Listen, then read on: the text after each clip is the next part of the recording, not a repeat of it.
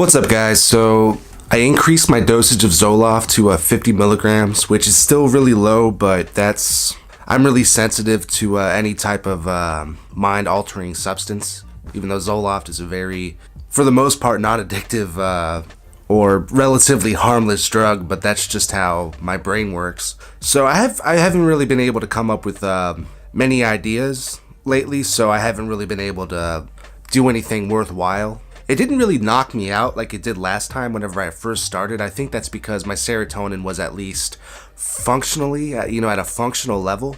And now everything's just leveled out enough for me to, be at least functionally useful when I'm thinking. But some little things I've noticed, like my emotions have been getting stronger to a certain extent, but I'm less afraid of them, so they don't really scare me anymore, so I've been confronting them. And a lot of the times whenever I take Zoloft, now I just go right to sleep, and I have like really vivid dreams where I'm like having conversations with people and like, saying a lot of things that I really need to say but don't say in regular life.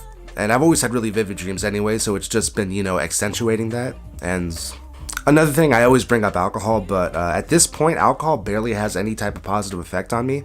It only really feels good if I exercise right before I drink. So, I used to always have the really stimulating effect from alcohol, and now I just sort of go to sleep. And I'm the opposite of what I used to be, because those are the two different types of drinkers. Like, the ones like I used to be that get really stimulated, and those that just go to sleep.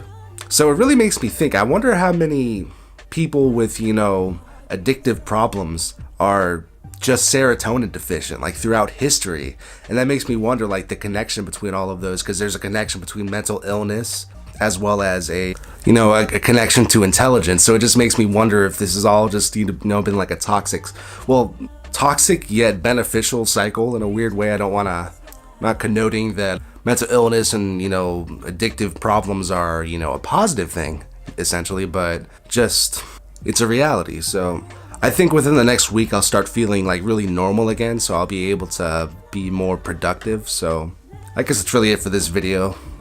People seem to actually kind of like it when my videos are more simple, so maybe I might not do much editing with this video. So that's pretty much all I want to say. So as always, if you like my video, subscribe. If you like my music, buy it. And if you hate me, tell everybody. Out. Pizza boy, pizza. Pizza boy, pizza.